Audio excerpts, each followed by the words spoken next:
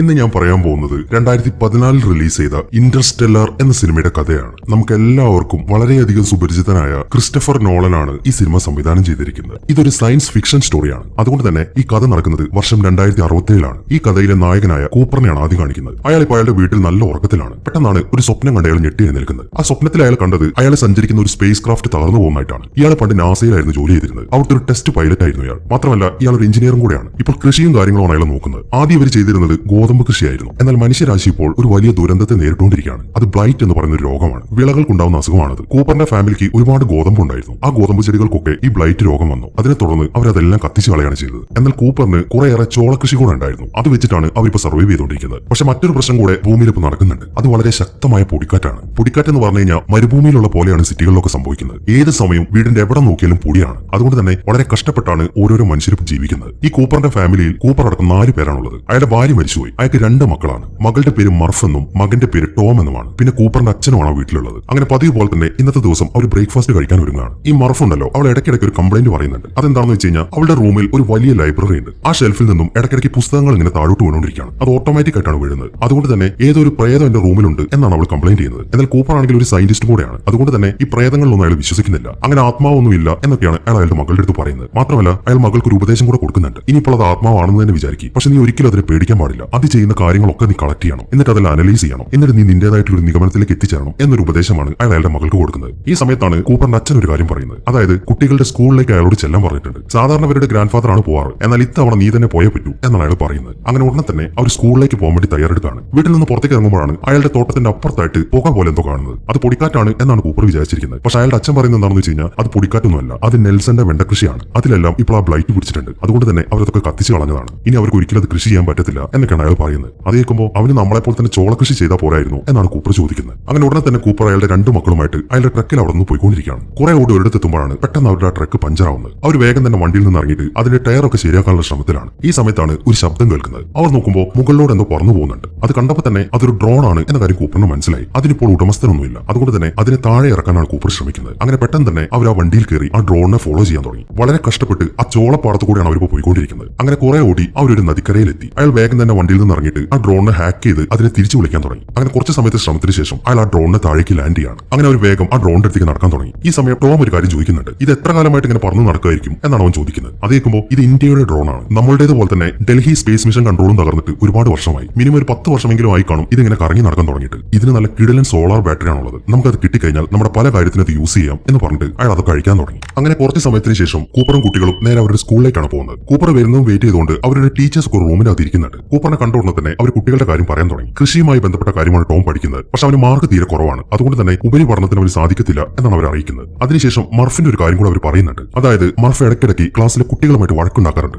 America ചന്ദ്രനിൽ ഇറങ്ങിയതുമായി ബന്ധപ്പെട്ട ചില ഫോട്ടോസ് ഒക്കെ കാണിച്ചിട്ടാണ് അവൾ വഴക്കുണ്ടാക്കുന്നത്. ഈ ഒരു കാലഘട്ടത്തിൽ അമേരിക്ക ചന്ദ്രനിൽ ഇറങ്ങി എന്ന കാര്യം ആരും വിശ്വസിക്കുന്നില്ല. അത് സോവിയറ്റ് യൂണിയനെ തകർക്കാൻ വേണ്ടി അവരുണ്ടാക്കിയ ഒരു നാടകമാണ് എന്നാണ് ഇന്നത്തെ കാലത്ത് ആൾക്കാർ വിശ്വസിക്കുന്നത്. അതുകൊണ്ട് തന്നെ അവരിപ്പോ ബുക്കിലെ സിലബസ് മൊത്തം മാറ്റിയിട്ടുണ്ട്. എന്നാൽ മർഫ് അത് വിശ്വസിക്കുന്നില്ല. അവളിപ്പോ പഴയ സിലബസിലെ കാര്യങ്ങൾ പറഞ്ഞിട്ടാണ് കുട്ടികളുടെ അടുത്ത് വഴക്കുണ്ടാക്കുന്നത് എന്നൊക്കെയാണ് അവർ കംപ്ലൈന്റ് ചെയ്യുന്നത്. ആ ടീച്ചർ അങ്ങനത്തെ കാര്യങ്ങളൊക്കെ പറയുമ്പോൾ അവരുടെ ഒരു പൊട്ടത്തരമായിട്ടാണ് കൂപ്പർ അത് എടുക്കുന്നത്. അതുകൊണ്ട് തന്നെ അയാൾ മർഫിന് വലിയ വഴക്കൊന്നും പറയുന്നില്ല. അങ്ങനെ കൂപ്പർ അവിടെ നിന്ന് പുറത്തേക്ക് ഇറങ്ങുമ്പോഴാണ് കൂപ്പറിന്റെ അച്ഛൻ അവരെ വിളിക്കുന്നത്. അയാൾ പറയുന്നത് എന്താണെന്ന് വെച്ച് കഴിഞ്ഞാൽ അവരുടെ ട്രാക്ടർ തോട്ടത്തിലുണ്ടായിരുന്നു. ആ ട്രാക്ടർ ഓട്ടോമാറ്റിക് ആയിട്ട് വീട്ടിലേക്ക് കയറി വന്നു. നീ പെട്ടെന്ന് വന്ന് നോക്കണം എന്നാണ് അയാൾ വിളിച്ച് പറയുന്നത്. അതിനെ തുടർന്ന് കൂപ്പർ കുട്ടികളെയും കൊണ്ട് വേഗം വീട്ടിലേക്ക് പോവാണ്. വീട്ടിലേക്ക് എത്തിയ ഉടനെ തന്നെ അയാൾ ആ ട്രാക്ടറൊക്കെ ഒന്ന് പരിശോധിക്കുന്നുണ്ട്. അതിനുശേഷം നേരെ വീടിന്റെ അകത്തേക്കാണ് പോകുന്നത്. അവനിപ്പോ മർഫിന്റെ റൂമിലാണ് നിൽക്കുന്നത്. അവിടെ അയാളുടെ കൂടെയുണ്ട്. അവർ നോക്കുമ്പോൾ ആ ഷെൽഫിൽ നിന്നും കുറേയേറെ പുസ്തകങ്ങൾ താഴേക്ക് വീണിട്ടുണ്ട്. അതെല്ലാം കാണുമ്പോൾ മർഫ് സംസാരിക്കാൻ തുടങ്ങി. ഇത് ആ ആത്മാവിന്റെ പണി തന്നെയാണ്. അത് എന്നോട് എന്തോ കമ്മ്യൂണിക്കേറ്റ് ചെയ്യാൻ ശ്രമിക്കുന്നുണ്ട്. ഞാൻ അതിന്റെ ഡാറ്റാസ് ഒക്കെ കളക്ട് ചെയ്യായിരുന്നു. ഇത് മോഴ്സ് കോഡ് വഴിയാണ് എന്നോട് കമ്മ്യൂണിക്കേറ്റ് ചെയ്യാൻ ശ്രമിക്കുന്നത് എന്നൊക്കെയാണ് അവൾ പറയുന്നത്. അതെല്ലാം കേൾക്കുമ്പോൾ നിനക്ക് എന്തിന്റെ ഭ്രാന്താണ്? പിന്നെ പുസ്തകങ്ങൾ തള്ളിയിട്ടിട്ടല്ലേ നിന്നോട് കമ്മ്യൂണിക്കേറ്റ് ചെയ്യാൻ ശ്രമിക്കുന്നത് എന്നൊക്കെയാണ് അയാൾ ചോദിക്കുന്നത്. അതിനുശേഷം അയാൾ പുറത്തേക്ക് ഇറങ്ങിയിട്ട് വീണ്ടും ആ ട്രാക്ടറൊക്കെ ഒന്നുകൂടെ പരിശോധിക്കാൻ തുടങ്ങി. ഈ സമയം അയാളുടെ അച്ഛൻ അവിടെ ഇരിക്കുന്നുണ്ട്. എന്താണ് സംഭവിച്ചത് എന്നാണ് അയാൾ ചോദിക്കുന്നത്. അത് കേൾക്കുമ്പോൾ അതെനിക്ക് അറിയത്തില്ല. ഞാൻ ആദ്യം വിചാരിച്ചത് നമ്മുടെ വീടിരിക്കുന്ന സ്ഥലത്ത്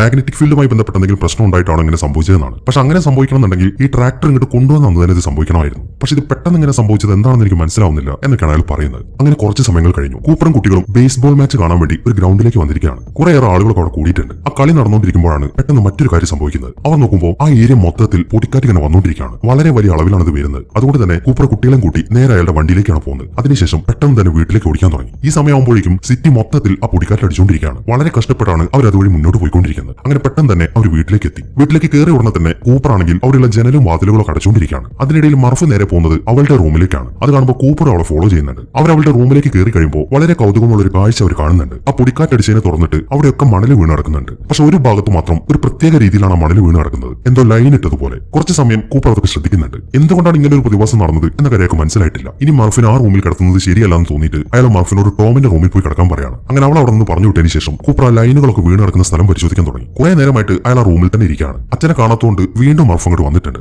ഈ സമയം അയാൾ അവർക്ക് ഒരു കാര്യം കാണിച്ചു കൊടുക്കുകയാണ്. അയാൾ ഒരു കോയിൻ എടുത്തിട്ട് ആ മണൽ കിടക്കുന്ന സ്ഥലത്തേക്ക് ഇട്ടാണ്. അത് താഴേക്ക് വീഴുമ്പോൾ കുറച്ച് ഫോഴ്സിലാണ് താഴേക്ക് വീഴുന്നത്. അത് കാണിച്ചതിന് ശേഷം അയാൾ കാര്യങ്ങൾ പറയാൻ തുടങ്ങി. നീ വിചാരിക്കുന്ന പോലെ ഇത് പ്രേതമൊന്നുമല്ല, ഇത് ഗ്രാവിറ്റിയാണ്, അതുകൊണ്ടാണ് ഇങ്ങനെ സംഭവിക്കുന്നത് എന്നൊക്കെയാണ് അയാൾ പറയുന്നത്. അങ്ങനെ കുറച്ച് സമയം കൂടെ ആ ലൈനുകളൊക്കെ പരിശോധിച്ച് കഴിയുമ്പോൾ അതെന്തോ ഒരു കോഡാണ് എന്നാണ് അയാൾക്ക് തോന്നുന്നത്. പക്ഷെ മോഴ്സ് കോഡ് അല്ല. മോഴ്സ് കോഡിൽ സാധാരണ കുത്തുകളാണ് ഉപയോഗിക്കുന്നത്. ഇത് ബൈനറി കോഡാണ്. അതിൽ ആ തടിച്ച വര 1 മെലിഞ്ഞ വര 0 അങ്ങനെ അത് വെച്ചിട്ട് അയാൾ അത് എന്താണെന്ന് ഡീകോഡ് ചെയ്യാൻ തുടങ്ങി. അതിൽ നിന്നും അതൊരു സ്ഥലത്തിന്റെ കോർഡിനേറ്റ് ആണ് എന്ന കാര്യമൊക്കെ മനസ്സിലായി. അങ്ങനെ അയാൾ ഉടനെ തന്നെ ഒരു മാപ്പ് എടുത്തിട്ട് ആ സ്ഥലം എവിടെയാണെന്ന് ചെക്ക് ചെയ്യാൻ തുടങ്ങി. അങ്ങനെ സ്ഥലം കണ്ടെത്തിയതിനെ തുറന്നിട്ട് അയാൾ സാധനങ്ങളൊക്കെ എടുത്തിട്ട് വേഗം വീട്ടിൽ നിന്ന് പുറത്തേക്ക് ഇറങ്ങാണ്. അത് കാണുമ്പോൾ നിങ്ങൾ എന്തിനാണ് ഒറ്റയ്ക്ക് പോകുന്നത്, ഞാനും കൂടെ വരട്ടെ എന്നൊക്കെ മർഫ് ചോദിക്കുന്നുണ്ട്. വേണ്ട മർഫ്, ഈ സ്ഥലത്ത് എന്താണുള്ളത് എന്ന കാര്യം എനിക്ക് അറിയത്തില്ല, അതുകൊണ്ട് തന്നെ നിന്നെ അങ്ങോട്ട് കൊണ്ടുപോകുന്നത് അപകടമാണ് എന്നൊക്കെയാണ് അയാൾ പറയുന്നത്. അങ്ങനെ മർഫിനോട് യാത്ര പറഞ്ഞിട്ട് അയാൾ വേഗം അയാളുടെ ട്രക്ക് കൊടുത്തിട്ട് അവിടെ നിന്ന് പോകാൻ തുടങ്ങി. എന്നാൽ അയാൾ പ്രതീക്ഷിച്ച പോലെ ആയിരുന്നില്ല കാര്യങ്ങൾ. അയാൾ അറിയാതെ തന്നെ മർഫ് അതിനകത്തേക്ക് കയറി കൂട്ടിയിട്ടുണ്ട്. അങ്ങനെ മറ്റൊരു നിവൃത്തിയില്ലാത്തതുകൊണ്ട് അവളെയും കൂട്ടിയിട്ടാണ് അയാൾ ആ സ്ഥലത്തേക്ക് പോകുന്നത്. കുറെ ദൂരം യാത്ര ചെയ്തിട്ട് രാത്രിയാവുമ്പോഴാണ് അവർ ആ സ്ഥലത്തേക്ക് എത്തുന്നത്. അവരിപ്പോൾ നിൽക്കുന്നത് ഒരു ഗേറ്റിന്റെ മുന്നിലാണ്. കൂപ്പർ വേഗം തന്നെ പുറത്തേക്ക് ഇറങ്ങിയിട്ട് അവിടേക്ക് പരിശോധിക്കാൻ തുടങ്ങി. ഈ സമയത്താണ് കുറച്ച് സെക്യൂരിറ്റീസ് അങ്ങോട്ട് വരുന്നത്. വന്ന ഉടനെ തന്നെ അയാൾ കൂപ്പറിനെ അടിച്ച് ബോധം കെടുത്താണ്. മാത്രമല്ല മർഫിനെയും അവർ അവിടെ നിന്ന് പിടിച്ചോണ്ട് പോകുന്നുണ്ട്. അങ്ങനെ കുറച്ച് സമയം കഴിഞ്ഞിട്ട് കൂപ്പറിന് ബോധം വരുമ്പോൾ അവൻ ഒരു റോബോട്ടിന്റെ മുന്നിലാണ് ഇരിക്കുന്നത്. ഇതിന്റെ പേര് ടാർസ് എന്നാണ്. അതാണ് ഇപ്പോൾ അവനെ ചോദ്യം ചെയ്തുകൊണ്ടിരിക്കുന്നത്. നിങ്ങൾ എങ്ങനെയാണ് ഇവിടേക്ക് എത്തിയത്? നിങ്ങളുടെ മാപ്പിൽ ഈ സ്ഥലം മാർക്ക് ചെയ്തിട്ടുണ്ടല്ലോ, ഇവിടുന്നാണ് നിങ്ങൾക്ക് ഈ ലൊക്കേഷൻ കിട്ടിയത് എന്നൊക്കെയാണ് ടാർസ് ചോദിക്കുന്നത്. എന്നാൽ കൂപ്പർ അതിനൊന്നും ഉത്തരം പറയുന്നില്ല. എന്റെ മോൾ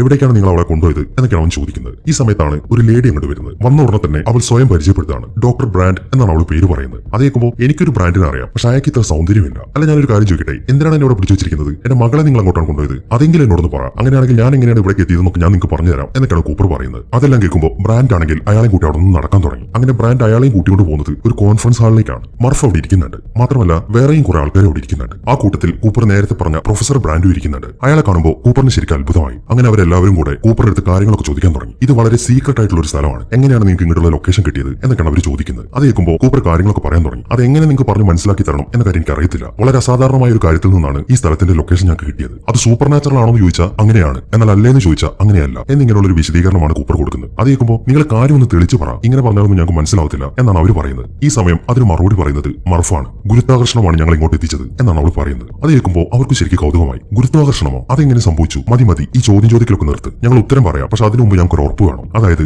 ഞങ്ങൾ ഇവിടെ നിന്ന് ജീവനോടെ തിരിച്ചു പോകുമെന്ന്. അങ്ങനെ ഒരു ഉറപ്പ് തന്നു കഴിഞ്ഞാൽ ഞാൻ എല്ലാ കാര്യവും പറയാം എന്നാണ് കൂപ്പർ പറയുന്നത്. അവൻ ശരിക്കും പേടിച്ചിട്ടാണ് സംസാരിക്കുന്നത്. അതെല്ലാം കാണുമ്പോൾ അവിടെ ഇരിക്കുന്നവർക്ക് ചിരിയാണ് വരുന്നത്. നിങ്ങൾ എന്തിനാണ് കൂപ്പർ ഞങ്ങളിങ്ങനെ പേടിക്കുന്നത്? ഞങ്ങൾ നാസയിലെ ആൾക്കാരാണ് എന്നാണ് അവർ പറയുന്നത്. അത് കേൾക്കുമ്പോൾ കൂപ്പറിന് ശരിക്കും അത്ഭുതമായി. ഈ സമയം പ്രൊഫസർ അവനെ വിളിച്ചിട്ട് ആ സ്ഥലം മൊത്തം കാണിക്കാൻ തുടങ്ങി. അതേ കൂപ്പർ, ഞങ്ങൾ നാസയാണ്. നീ പണ്ട് വർക്ക് ചെയ്തിരുന്ന അതേ നാസ. പക്ഷെ ഞങ്ങളിപ്പോൾ വളരെ രഹസ്യമായിട്ടാണ് പ്രവർത്തിക്കുന്നത്. അത് മറ്റൊന്നും കൊണ്ടല്ല, ബഹിരാകാശ പര്യവേഷണത്തിന് വേണ്ടി ഒരുപാട് കാശ് ചെലവാക്കേണ്ടതുണ്ട്. പൊതുജനങ്ങൾ അതിനെ ഇപ്പോൾ എതിർത്തുകൊണ്ടിരിക്കുകയാണ്. അതുകൊണ്ടാണ് ഞങ്ങൾ ഇപ്പോൾ രഹസ്യമായിട്ട് പ്രവർത്തിക്കുന്നത്. പിന്നെ നിനക്ക് അറിയാമല്ലോ, ഭൂമിയിൽ ഇപ്പോൾ ഭക്ഷണത്തിനും വളരെ ബുദ്ധിമുട്ടിക്കൊണ്ടിരിക്കുകയാണ്. 7 വർഷങ്ങൾക്ക് മുമ്പ് ബ്ലൈറ്റ് കാരണം ഗോതമ്പ് മൊത്തത്തിൽ നശിച്ചു. ഈ വർഷം വെണ്ടക്കയും മൊത്തത്തിൽ നശിച്ചു. ഇനിയിപ്പോൾ ഉള്ളത് ചോളമാണ്. കുറച്ച് കാലങ്ങൾക്കുള്ളിൽ അതും നശിക്കും എന്നൊക്കെയാണ് അയാൾ പറയുന്നത്. അത് കേൾക്കുമ്പോൾ അതിന് നമുക്ക് എന്തെങ്കിലും ഒരു വഴി കണ്ടെത്തിക്കൂടെ? നമ്മൾ അങ്ങനെ ചെയ്യാറുള്ളതല്ലേ എന്നാണ് കൂപ്പർ ചോദിക്കുന്നത്. നീ ആ പറഞ്ഞത് ഒരു കാലത്ത് ശരിയായിരുന്നു. അന്ന് ഭൂമി നമ്മളുടേത് മാത്രമായിരുന്നു. എന്നാൽ കുറച്ചു കാലം കഴിഞ്ഞാൽ അത് അങ്ങനെ ആയിരിക്കത്തില്ല. നിനക്കറിയാമല്ലോ, ഭൂമിയിൽ 80% നൈട്രജൻ ആണുള്ളത്. നമുക്ക് ഒരിക്കലും നൈട്രജൻ ശ്വസിക്കാൻ സാധിക്കത്തില്ല. എന്നാൽ ഈ ബ്ലൈറ്റിന് അത് ശ്വസിക്കാൻ സാധിക്കും. അവറ്റുകൾ അത് ശ്വസിക്കുന്നതോടൊപ്പം തന്നെ ഓക്സിജന്റെ അളവ് കുറയുകയും ചെയ്യും. ചുരുക്കി പറഞ്ഞു കഴിഞ്ഞാൽ നിന്റെ മകളുടെ തലമുറയാവുമ്പോഴേക്കും ഈ ഭൂമിയിൽ ഒരു മനുഷ്യനും ജീവിക്കാൻ സാധിക്കത്തില്ല എന്നൊക്കെയാണ് അയാൾ പറയുന്നത്. അതെല്ലാം കേൾക്കുമ്പോൾ ഓക്കെ, നിങ്ങൾ പറഞ്ഞു വരുന്നത് മനസ്സിലായി. നിങ്ങൾ ഭൂമിയെ രക്ഷിക്കാനുള്ള മിഷനിലാണല്ലേ? എന്താണ് നിങ്ങളുടെ പദ്ധതി? അവൻ വീണ്ടും ചോദിക്കുന്നു. ഈ സമയം പ്രൊഫസർ ആ കാര്യത്തെക്കുറിച്ച് പറയാൻ തുടങ്ങി. അയാൾ അവിടെയുള്ള ഒരു റോക്കറ്റ് കൂപ്പറിനെ കാണിക്കുന്നുണ്ട്. അതിനുശേഷമാണ് അയാൾ കാര്യങ്ങൾ പറയുന്നത്. നീ പറഞ്ഞ പോലെ ഭൂമിയെ രക്ഷിക്കാനല്ല ഞങ്ങൾ ശ്രമിക്കുന്നത്, പകരം ഭൂമി വിട്ട് പോകാനാണ്. നീ ഈ റോക്കറ്റ് കണ്ടില്ലേ? നമ്മുടെ കയ്യിലുണ്ടായിരുന്ന ഏറ്റവും മികച്ച സ്പേസ് ക്രാഫ്റ്റ് ആയ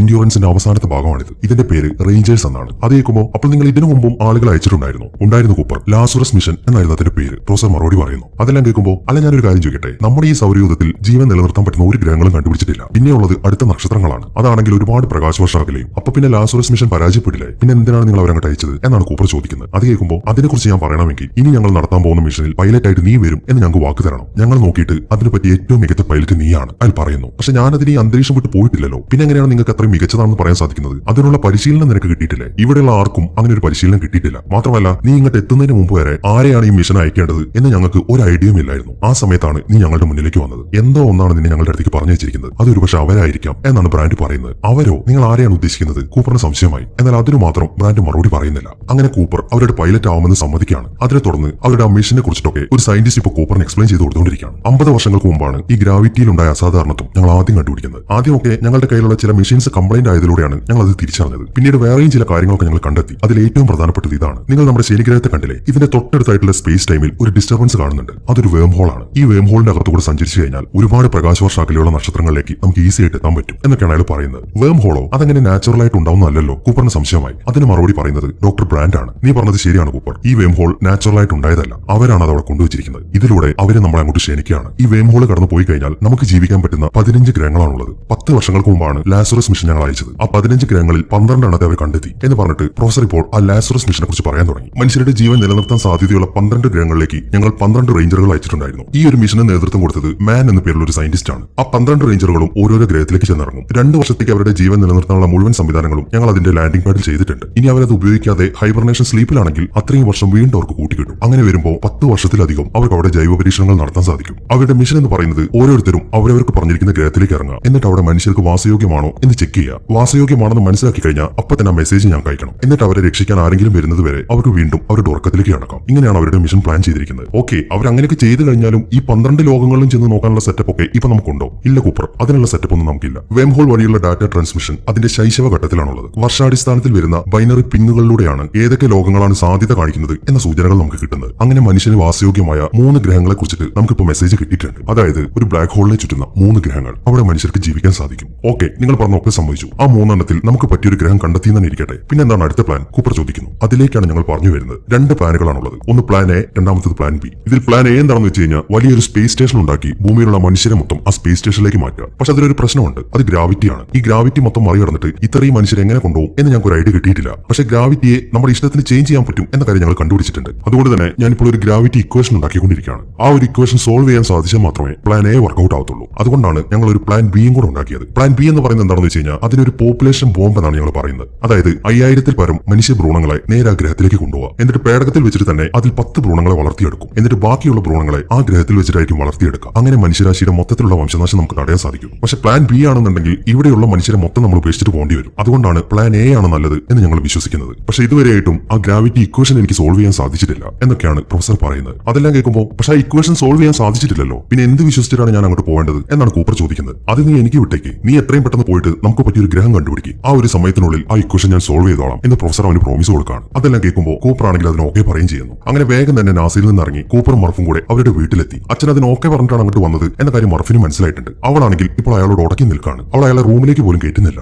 അങ്ങനെ അന്ന് രാത്രിയെ കൂപ്പർ ഇപ്പോൾ അവന്റെ അച്ഛനുമായിട്ട് സംസാരിച്ചുകൊണ്ടിരിക്കുകയാണ്. തന്റെ മകൻ ആ ഗ്രഹങ്ങളും അന്വേഷിച്ച് പോവാണെന്ന് അറിയുമ്പോൾ അയാൾക്കും അതിന് പെർമിഷൻ കൊടുക്കാൻ സാധിക്കുന്നില്ല. നീ മണ്ടത്തരമാണ് കാണിക്കാൻ പോകുന്നത് എന്നൊക്കെയാണ് അയാൾ പറയുന്നത്. ഞാൻ ഒരു മണ്ടത്തരം കാണിക്കുന്നില്ല. ഞാൻ എന്റെ ഒരു എക്സൈറ്റ്മെന്റിന്റെ പുറത്ത് പോവാണെന്നാണ് നിങ്ങൾ വിചാരിച്ചിരിക്കുന്നത്. എങ്കിൽ നിങ്ങൾക്ക് തെറ്റി. നമ്മൾ കൃഷിക്കാർ ഒരു വർഷം മഴ പെയ്യാതിരിക്കുകയാണെങ്കിൽ അടുത്ത വർഷം പെയ്തോളും എന്ന് പറഞ്ഞ് സമാധാനിക്കാറില്ലേ? എന്നാൽ ഇനി അങ്ങനെ ഒരു വർഷം നമ്മൾ പ്രതീക്ഷിക്കേണ്ട. നമ്മുടെ നാളുകളൊക്കെ അവസാനിച്ചുകൊണ്ടിരിക്കുകയാണ്. പക്ഷെ നമ്മൾ ഭൂമിയിൽ ജനിച്ചു എന്ന് വിചാരിച്ചിട്ട് ഇവിടെ തന്നെ അവസാനിക്കണമെന്നൊന്നുമില്ല. അതുകൊണ്ട് നമ്മുടെ മൊത്തം മനുഷ്യരാശിക്ക് വേണ്ടിയിട്ടാണ് ഈ മിഷനെ ഞാൻ ഓക്കെ പറഞ്ഞത് എന്നൊക്കെയാണ് കൂപ്പർ പറയുന്നത്. അങ്ങനെ അച്ഛനോട് സംസാരിച്ചതിന് ശേഷം കൂപ്പർ നേരെ പോകുന്നത് മർഫിന്റെ അടുത്തേക്കാണ്. അയാൾ വേഗം തന്നെ ഓരോന്നൊക്കെ പറഞ്ഞ് അവളെ സമാധാനിപ്പിക്കാൻ തുടങ്ങി. നീ പ്രായമായ കുട്ടിയല്ലേ, നിനക്ക് കാര്യങ്ങളൊക്കെ മനസ്സിലാവേണ്ടതല്ലേ? അവരാണ് എന്നെ തെരഞ്ഞെടുത്തിരിക്കുന്നത്. മാത്രമല്ല ഞാൻ അങ്ങോട്ട് പോകാൻ ഒരു കാരണക്കാരി നീ കൂടെയാണ്. എന്നിട്ടാണോ നീ എന്നെ തടയുന്നത്? അതുകൊണ്ട് മോളെന്നെ സന്തോഷത്തോടെ യാത്രയാക്ക് എന്നൊക്കെയാണ് അയാൾ പറയുന്നത്. അതെല്ലാം കേൾക്കുമ്പോൾ എനിക്ക് അങ്ങനെ സന്തോഷത്തോടെ നിങ്ങളെ യാത്രയാക്കാൻ സാധിക്കത്തില്ല. ഞാൻ ഇവിടെയുള്ള ഒരു ഗോസ്റ്റിനെ കുറിച്ച് പറയാറില്ലേ, ആ പുസ്തകങ്ങൾ തട്ടിയിടുന്നത് അത് അവരെന്നോട് സംസാരിക്കാൻ ശ്രമിക്കുന്നതായിരുന്നു. നിങ്ങളല്ലേ പറഞ്ഞത് അതിനെ പേടിക്കാതെ അത് പറയുന്നതൊക്കെ കളക്ട് ചെയ്യാൻ? ഞാൻ അങ്ങനെ അതൊക്കെ കളക്ട് ചെയ്തിട്ട് അതിപ്പോൾ ഡീകോഡ് ചെയ്തിട്ടുണ്ട്. ആ ഗോസ്റ്റിനോട് പറയാൻ ശ്രമിച്ചത് നിങ്ങൾ ഇവിടെ തന്നെ നിൽക്കാനാണ് എന്ന് പറഞ്ഞിട്ട് അവളത് കാൽക്കുലേറ്റ് ചെയ്ത കാര്യങ്ങളൊക്കെ അയാൾക്ക് കാണിച്ചു കൊടുക്കുന്നുണ്ട്. പക്ഷേ ഈ ഒരു അവസരത്തിൽ അയാൾ അതൊന്നും മൈൻഡ് ചെയ്യുന്നില്ല. അയാൾ വീണ്ടും ഓരോന്നൊക്കെ പറഞ്ഞ് അവളെ സമാധാനിപ്പിക്കുകയാണ്.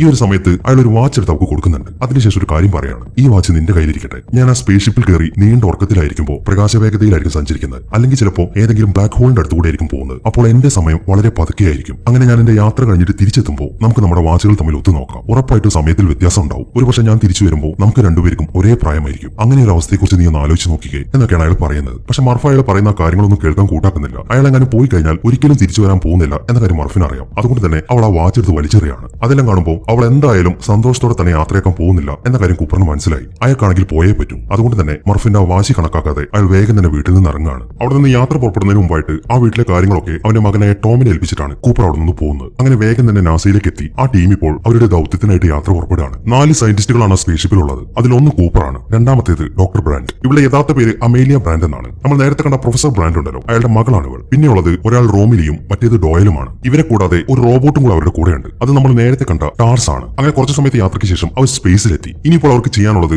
സ്പേസിൽ ആ എൻഡ്യൂറൻസ് പേടകമുണ്ട്, അതിലേക്കാണ് ഇവരുടെ ഈ സ്പേസ് ഷിപ്പ് ചെന്ന് ഡോക്ക് ചെയ്യേണ്ടത്. എന്നിട്ട് ആ എൻഡ്യൂറൻസിലായിരിക്കും അവരുടെ ബാക്കി യാത്ര. അതിലേക്ക് ചെന്ന് ഡോക്ക് ചെയ്യാനുള്ള ശ്രമങ്ങളാണ് കൂപ്പർ ഇപ്പോൾ നടത്തിക്കൊണ്ടിരിക്കുന്നത്. അങ്ങനെ വളരെ സക്സസ്ഫുൾ ആയിട്ട് തന്നെ കൂപ്പർ ആ പേടകം എൻഡ്യൂറൻസുമായിട്ട് ഡോക്ക് ചെയ്തു. അതിനുശേഷം എല്ലാവരും ആ എൻഡ്യൂറൻസിനകത്തേക്ക് പ്രവേശിക്കുകയാണ്. അതിനകത്ത് ടാർസിനെ പോലെ മറ്റൊരു റോബോട്ടും കൂടെ ഉണ്ട്. അതിന്റെ പേര് കേസ് എന്നാണ്. അങ്ങനെ എല്ലാവരും എൻഡ്യൂറൻസിന്റെ അകത്തേക്ക് കയറി അവരവരുടെ സീറ്റിൽ ചെന്നിരിക്കാൻ തുടങ്ങി. അതിനുശേഷം പെട്ടെന്ന് തന്നെ അവർ ആ എൻഡ്യൂറൻസ് ഓൺ ആക്കാണ്. അതിങ്ങനെ കറങ്ങിയിട്ടാണ് മുന്നോട്ട് പോകുന്നത്. അത് ഓൺ ആയ ഉടനെ തന്നെ അതിലെ ഗ്രാവിറ്റി ഒക്കെ വർക്ക് ആവാൻ തുടങ്ങി. ഇനിയിപ്പോ അവർക്ക് ആ പേടകത്തിനകത്ത് നടക്കാൻ സാധിക്കും. അങ്ങനെ വേഗം തന്നെ കൂപ്പർ ആ എൻഡ്യൂറൻസുമായിട്ട് അവരുടെ യാത്ര തുടരുകയാണ്. അങ്ങനെ കുറച്ച് സമയങ്ങൾ കഴിഞ്ഞു. അമേലിയയ്ക്ക് ഇപ്പോൾ അവളുടെ അച്ഛന്റെ ഒരു മെസ്സേജ് വന്നിട്ടുണ്ട്. അവരെല്ലാവരും അതെല്ലാം നോക്കിക്കൊണ്ട് നിൽക്കുകയാണ്. അയാൾ പറയുന്നത് എന്താണെന്ന് വെച്ച് കഴിഞ്ഞാൽ, നിങ്ങൾ വളരെ സമാധാനത്തോടെ തന്നെ പോയിട്ട് വാ. പിന്നെ ഡോക്ടർ മാനിനെ കാണുമ്പോൾ എന്റെ പ്രത്യേക അന്വേഷണം പറഞ്ഞേക്കണം. ഞങ്ങൾ കാൽക്കുലേറ്റ് ചെയ്ത് നോക്കിയപ്പോൾ നിങ്ങൾക്ക് ശനിയിലേക്ക് 2 വർഷത്തെ യാത്രയാണുള്ളത്. മാത്രമല്ല നിങ്ങളുടെ സഞ്ചാരപാതയിൽ മറ്റ് പ്രശ്നങ്ങളൊന്നും ഞങ്ങൾ കാണുന്നില്ല എന്നിങ്ങനെയുള്ള കാര്യങ്ങളൊക്കെയാണ് അയാൾ ആ വീഡിയോ മെസ്സേജിൽ പറയുന്നത്. അങ്ങനെ അവരിപ്പോ ഭൂമിയിൽ നിന്നും കുറേയേറെ ദൂരം പിന്നിട്ടു. ഇനിയും അവർക്ക് ഒരുപാട് ദൂരം യാത്ര ചെയ്യാനുണ്ട്. അതുകൊണ്ട് തന്നെ എല്ലാവരും അവരുടെ ഹൈബർനേഷൻ സ്ലീപ്പിലേക്ക് കിടക്കാണ്. ആ സ്ലീപ്പിലേക്ക് കിടക്കുന്നതിന് മുമ്പ് അവരുടെ വൈറ്റൽസ് ഒക്കെ ചെക്ക് ചെയ്യണം. അമേലിയാണ് അതൊക്കെ ചെയ്തുകൊണ്ടിരിക്കുന്നത്. അവൾ ഇപ്പോൾ കൂപ്പറിന്റെ BP എടുത്തുകൊണ്ടിരിക്കുകയാണ്. ഈ സമയം കൂപ്പർ നോക്കുമ്പോൾ അങ്ങ് ദൂരെയായിട്ട് ഭൂമിയെ കാണുന്നുണ്ട്. അയാൾ അതിലേക്ക് നോക്കിയിട്ട് അമേലിയുടെ അടുത്ത് സംസാരിക്കാൻ തുടങ്ങി. നീ നമ്മുടെ ഭൂമി ഒന്ന് നോക്കിക്കേ,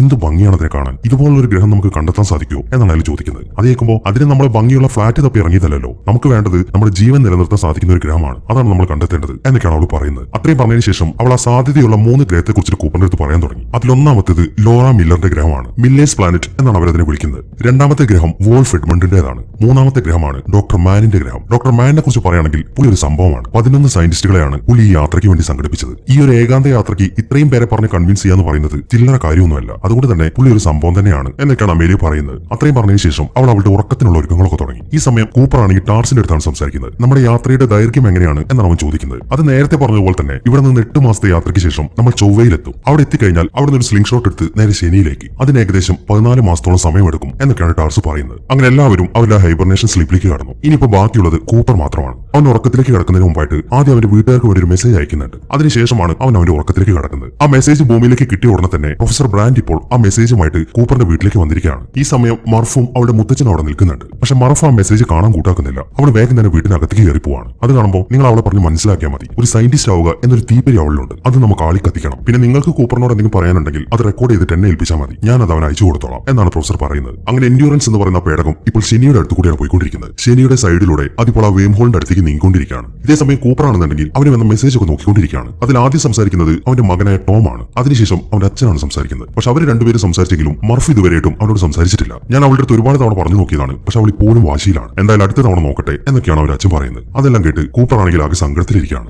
അങ്ങനെ കുറെ നേരത്തെ യാത്രയും കൂടെ കഴിയുമ്പോൾ അവർ ആ വേം ഹോളിന്റെ അടുത്തേക്ക് എത്താറായി. ഇനി അവർക്ക് അതിന്റെ അകത്തേക്ക് പ്രവേശിക്കാൻ 3 മണിക്കൂർ മാത്രമാണ് സമയമുള്ളത്. അവർക്കിപ്പോൾ അവരുടെ ആ പേടകത്തിൽ ഇരുന്നിട്ട് ആ വേം ഹോൾ കാണാൻ സാധിക്കുന്നുണ്ട്. അങ്ങ് ദൂരെയായിട്ട് ഒരു ഗോളാകൃതിയിലാണ് അതിരിക്കുന്നത്. അത് കാണുമ്പോൾ വേം ഹോളിന് ഗോളാകൃതിയാണോ? പക്ഷെ നമ്മൾ ചിത്രങ്ങളിൽ കാണുമ്പോൾ അത് സ്പേസിലുള്ള ഒരു തുള പോലെയാണല്ലോ ഇരിക്കുന്നത്. അതെന്തുകൊണ്ടാണ് കൂപ്പർ ചോദിക്കുന്നു. ഈ സമയം റോമിൽ അതിനെക്കുറിച്ച് എക്സ്പ്ലെയിൻ ചെയ്യാൻ തുടങ്ങി. നീ ഈ പേപ്പർ കണ്ടില്ലേ, ഇത് സ്പേസ് ആണെന്ന് വിചാരിക്കുക. എന്നിട്ട് ഇതിന്റെ തട്ടത്തുള്ള 2 പോയിന്റുകൾ എടുക്കുക. ഇതിൽ ഒരു പോയിന്റിൽ നിന്നും മറ്റേ പോയിന്റിൽ എത്താൻ വേണ്ടി മില്യൺ കണക്കിന് പ്രകാശവർഷങ്ങൾ എടുക്കും. ഈ വേം ഹോൾ ചെയ്യുന്ന എന്താണെന്ന് വെച്ച് കഴിഞ്ഞാൽ അവിടുത്തെ സ്പേസ് ടൈമിനെ വളയ്ക്കും. അങ്ങനെ വരുമ്പോൾ ഈ 2 പോയിന്റുകൾ അടുത്തടുത്ത് വരും. അപ്പൊ പിന്നെ ഇത്രയും ദൂരം നമുക്ക് ഈസി ആയിട്ട് കടക്കാൻ സാധിക്കും. ചുരുക്കി പറഞ്ഞു കഴിഞ്ഞാൽ 3 ഡയമെൻഷനിലുള്ള സ്പേസിനെ വളയ്ക്കുമ്പോൾ അത് 2 ഡയമെൻഷൻ ആവും. അങ്ങനെ വരുമ്പോൾ ഗോളാകൃതിയിലുള്ള വേം ഹോൾ വൃത്തത്തിന്റെ രൂപത്തിലായിരിക്കും നമുക്ക് കാണാൻ സാധിക്കുന്നത് എന്നിങ്ങനെയുള്ള ഒരു വിശദീകരണമാണ് റോമിൽ അവന് കൊടുക്കുന്നത്. അങ്ങനെ അവരുടെ ആ പേടകം ആ വേം ഹോളിന്റെ അകത്തേക്ക് പ്രവേശിക്കുകയാണ്. അതിനകത്തേക്ക് കയറി കഴിയുമ്പോൾ അവരുടെ പേടകത്തിന്റെ സ്പീഡ് കൂടാൻ തുടങ്ങി. വളരെ വേഗത്തിലാണ് അതിപ്പോൾ അതിൽ കടന്നുപോയിക്കൊണ്ടിരിക്കുന്നത്. മാത്രമല്ല അവരുടെ പേടകത്തിൽ ഒന്നും തന്നെ വർക്കാവുന്നില്ല. വളരെ അത്ഭുതത്തോടെയും പേടിയോടും കൂടിയാണ് അവരിപ്പോൾ അതിനകത്തിരിക്കുന്നത്. എന്താണ് അപ്പുറത്തുള്ളത് എന്ന കാര്യം അവർക്ക് അറിയത്തില്ല. അങ്ങനെ ആ യാത്രയിലാണ് അമേലിയ ഒരു കാര്യം ശ്രദ്ധിക്കുന്നത്. അവിടുത്തെ സ്പേസ് ടൈം ഇങ്ങനെ വളഞ്ഞുകൊണ്ടിരിക്കുകയാണ്. മാത്രമല്ല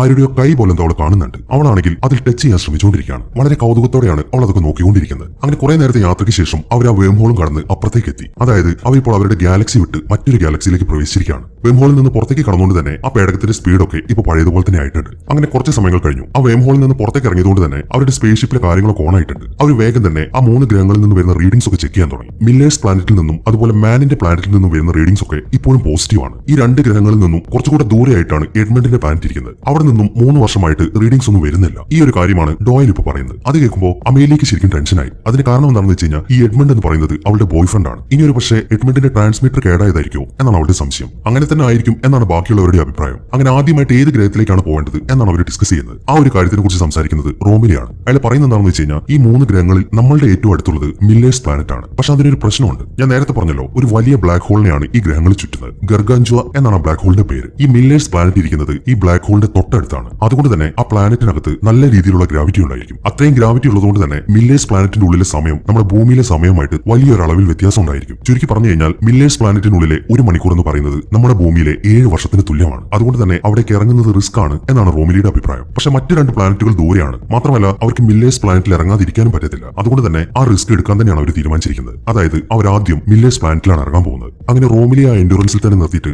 ബാക്കി 3 പേരും കൂടെ ഒരു സ്പേസ് ഷട്ടിൽ എടുത്തിട്ടാണ് മില്ലേഴ്സ് പ്ലാനറ്റിലേക്ക് പോകുന്നത്. കുറെ ദൂരം യാത്ര ചെയ്ത് കഴിയുമ്പോൾ അവർക്ക് ആ വലിയ ബ്ലാക്ക് ഹോൾ കാണാൻ സാധിക്കുന്നുണ്ട്. റോമിലിക്കും ആ എൻഡ്യൂറൻസിന്റെ അകത്തിരുന്നിട്ട് ആ ബ്ലാക്ക് ഹോൾ കാണാൻ പറ്റുന്നുണ്ട്. ആദ്യമായിട്ടാണ് അവർ ഇതൊക്കെ നേരിട്ട് കാണുന്നത്. അതുകൊണ്ട് തന്നെ അവർ ശരിക്കും അത്ഭുതത്തിലാണ്. ആ ബ്ലാക്ക് ഹോളിനകത്തുള്ള സിംഗുലാരിറ്റിയെ കുറിച്ച് നമുക്ക് മനസ്സിലായിരുന്നെങ്കിൽ ഈ ഗ്രാവിറ്റിയെ കുറിച്ചുള്ള പ്രശ്നം നമുക്ക് എന്നേ സോൾവ് ചെയ്യാൻ പറ്റിയേനെ എന്നാണ് റോമിലി പറയുന്നത്. അത് കേൾക്കുമ്പോൾ അപ്പോൾ ആ ബ്ലാക്ക് ഹോളിൽ നിന്ന് നമുക്ക് ഒന്നും കിട്ടത്തില്ലേ എന്നാണ് കൂപ്പർ ചോദിക്കുന്നത്. ഇല്ല കൂപ്പർ, പ്രകാശം പോലെ ആ ബ്ലാക്ക് ഹോളിന്റെ അകത്തേക്ക് കടന്നു കഴിഞ്ഞാൽ അതിന് പുറത്തേക്ക് വരാൻ സാധിക്കത്തില്ല എന്നാണ് റോമിലി പറയുന്നത്. അങ്ങനെ കൂപ്പർ ഇരിക്കുന്ന സ്പേസ് ഷട്ടിൽ ഇപ്പോൾ ആ ബ്ലാക്ക് ഹോളിനെ ചുറ്റി കറങ്ങിക്കൊണ്ടിരിക്കുകയാണ്. കുറെ കറങ്ങി കഴിയുമ്പോൾ അവർക്ക് മില്ലേഴ്സ് പ്ലാനറ്റ് കാണാൻ സാധിക്കുന്നുണ്ട്. അങ്ങനെ വേഗം തന്നെ അവർ ആ പ്ലാനറ്റിലേക്ക് പ്രവേശിക്കുകയാണ്. അതിനകത്തേക്ക് ഇറങ്ങി കഴിയുമ്പോൾ അവിടുത്തെ കാഴ്ച അവരെ ശരിക്കും അത്ഭുതപ്പെടുത്തി കളഞ്ഞു. ഈ മില്ലേഴ്സ് പ്ലാനറ്റ് എന്ന് പറയുന്നത് ഒരു വാട്ടർ വേൾഡ് ആണ്. വെള്ളം മാത്രമേ അവിടെയുള്ളൂ. അങ്ങനെ കൂപ്പർ വേഗം തന്നെ ആ സ്പേസ് ഷട്ടിൽ അവിടുത്തെ വെള്ളത്തിലേക്ക് ഇറക്കാണ്. വളരെ കുറച്ച് സമയം മാത്രമേ അവർക്ക് അവിടെ ചെലവിടാൻ സാധിക്കത്തുള്ളൂ. കാരണം അവിടുത്തെ 1 മണിക്കൂർ എന്ന് പറഞ്ഞു കഴിഞ്ഞാൽ ആ എൻഡ്യൂറൻസ് പേടകത്തിനകത്തിരിക്കുന്ന റോമിലെ സംബന്ധിച്ചിട്ട് 7 വർഷമാണ്. അതുകൊണ്ട് തന്നെ പെട്ടെന്ന് അവർ ആ പേടകത്തിൽ നിന്ന് പുറത്തേക്ക് ഇറങ്ങാൻ തുടങ്ങി. കൂപ്പർ അതിനകത്ത് തന്നെ ഇരിക്കുകയാണ്. അമേലിയയും ഡോയലുമാണ് പുറത്തേക്ക് ഇറങ്ങിയിരിക്കുന്നത്. അവരുടെ കൂടെ കേസ് എന്ന് പറയുന്ന റോബോട്ടും ഉണ്ട്. അങ്ങനെ അവർ അവിടേക്ക് സെർച്ച് ചെയ്യാൻ തുടങ്ങി. മില്ലറിനെയാണ് അവർ അവിടെ അന്വേഷിക്കുന്നത്. പക്ഷെ അവളെ അവിടെ എങ്ങും കാണുന്നില്ല. അങ്ങനെ കുറച്ച് സമയം സെർച്ച് ചെയ്ത് കഴിയുമ്പോഴാണ് അവളുടെ പേടകത്തിന്റെ ഒരു കഷ്ണം അവിടെ കിടക്കുന്ന അവർ കാണുന്നത്.